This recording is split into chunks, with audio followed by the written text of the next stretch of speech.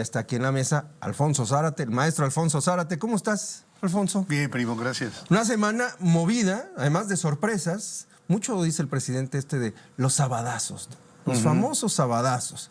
Y fuimos testigos de uno más con el tema de la alcaldía de Cuauhtémoc, esta pugna durísima entre Alessandra Rojo de la Vega y Katy Monreal, la hija de Ricardo Monreal, quien pues ahora parece que dio un giro a su favor este litigio. Todavía no está todo dicho, pero al final de cuentas es importante hablar de la familia Monreal, porque ese es el argumento que maneja Katy. Ella argumenta violencia política de género porque pues dice que la están menospreciando, Alessandra Rojo de la Vega, al decir que es hija de su papá.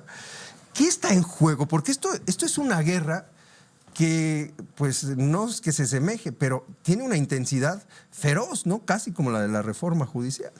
Sí, primo, yo creo que además vale la pena inscribir este análisis en el siguiente contexto. Por una parte, recordar que en nuestro país, por siglos, han existido las figuras de los hombres fuertes regionales, muy notables en el porfiriato, pero también en la posrevolución, personajes como Saturnino Cedillo, como Gonzalo N. Santos, como Maximino Ávila Camacho o como Garrido Canaval de Tabasco, ejercieron un enorme poder político que se tradujo también en un enorme poder económico. En el caso, por ejemplo, de Michoacán, la familia Cárdenas. Claro. La familia Cárdenas ha pasado de uno a otro Cárdenas. El primero fue el patriarca, el general Lázaro Cárdenas, pero después fue su hermano Dámaso, pero después fue su hijo Cuauhtémoc, pero después fue su nieto Lázaro Cárdenas Batel, que por cierto va a ser el próximo jefe de la oficina de la presidencia con Claudia Sheinbaum. Entonces lo que tenemos es, digamos, el ejemplo de estos personajes que resultan útiles al gobierno central, porque de alguna manera son como el intermediario entre el poder que viene de la capital de la República y el poder regional. Por eso algún historiador español les ha llamado los tiranos chiquitos. Y también en México se les conoce como hombres fuertes. El hombre fuerte de Zacatecas, en este caso es Monreal, y la familia Monreal. La familia Monreal. Así es. Entonces, bueno, ha habido casos también más recientes. Los exgobernadores de Guerrero que... ¿no? Sí, hay los Figueroa. Los Figueroa, o por ejemplo, me acuerdo de Víctor Cervera Pacheco, también en Yucatán, que no nos tenemos que remontar tanto en el tiempo, ¿no? Sigue presente esa parte de la cultura política mexicana. En Hidalgo, por ejemplo, los Rojo. Claro, por supuesto. Desde don Javier Rojo, los Rojo Lugo, etcétera. Entonces sí, hay una tendencia de hombres poderosos. En el porfiriato eran los grandes hacendados, pero en la posrevolución los hombres que emergían de la posrevolución como jefes militares o como caudillos y que se apropiaban prácticamente de la región. Y el gobierno federal los aceptaba, los toleraba, porque garantizaban la gobernabilidad, hasta que dejaban de garantizarla y entonces tendría que venir un manotazo desde el gobierno central para quitarlos del poder. Pero en el caso de Zacatecas, por ejemplo, lo que vemos ahora es que David, uno de los hermanos, es el gobernador del estado. Que Saúl gobernó Fresnillo y ahora es senador de la República. Que Ricardo es el coordinador parlamentario en la Cámara de Diputados. Y todo esto lo que nos habla es de una familia de poder en donde tratan de colonizar nuevos espacios. Lo hicieron en el caso de la alcaldía Cuauhtémoc. Todos recordamos que Ricardo fue el jefe delegacional, se le llamaba entonces, de Cuauhtémoc. Y vale la pena decir, primo, que en la Ciudad de México las alcaldías, en manos de un alcalde corrupto, puede ser una fuente inagotable de recursos. Y bueno, una alcaldía como la de Cuauhtémoc. Cuauhtémoc, especialmente, así es. Yo creo que hay pocas alcaldías en donde hay, digamos, tal nivel de irregularidades que son las que se traducen los permisos para los giros negros, las autorizaciones para negocios en la calle, permisos de muy diversa naturaleza. Y todo esto lo que genera es una corriente, un flujo enorme de recursos que no salen del presupuesto. Es decir, el alcalde no necesita meterle la mano al presupuesto. Ese dinero viene de afuera y se lo traen inspectores y funcionarios de distinto nivel. El más importante, el director general de gobierno y jurídico. Por eso ves que en la mayoría de los casos el alcalde designa como director de jurídico y de gobierno a su hombre de mayor confianza. Ese es el hombre que le va a operar no solamente lo político, sino también este tipo de negocios.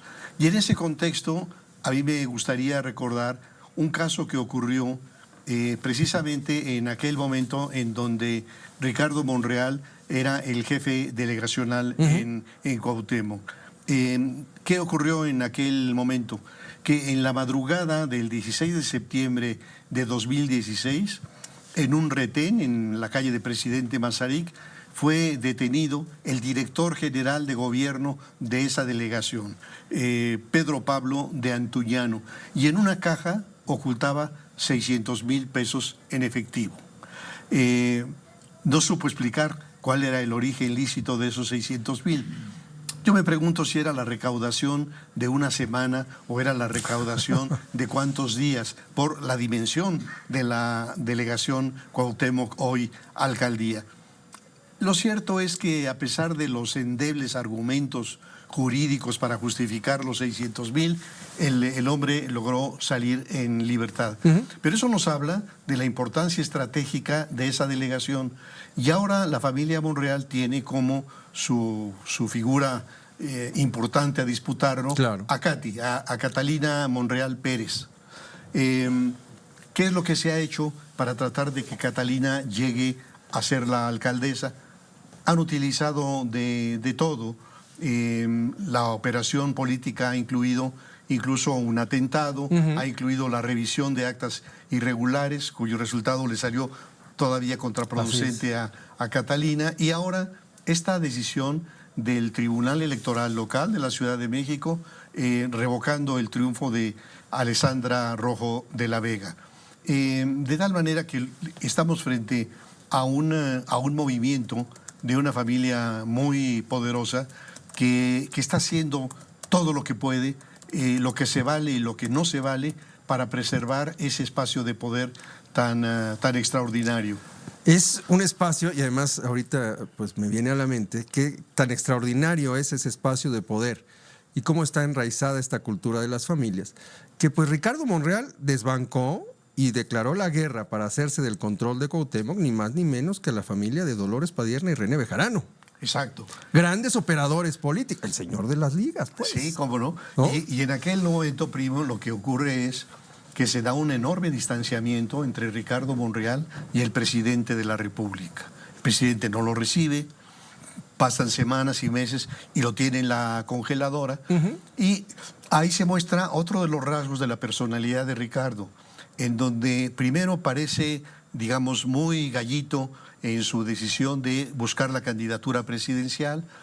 Hay inclusive bardas en la ciudad en donde dice y no nos vamos a rajar y para adelante, pero bastó una invitación a desayunar del presidente para que saliera absolutamente domesticado, diciendo que si él se enfrentara o disputara al presidente de la República sería nada y que eso nunca lo hará. Entonces, a mí me parece que es muy evidente la desconfianza que existe entre el presidente y Monreal.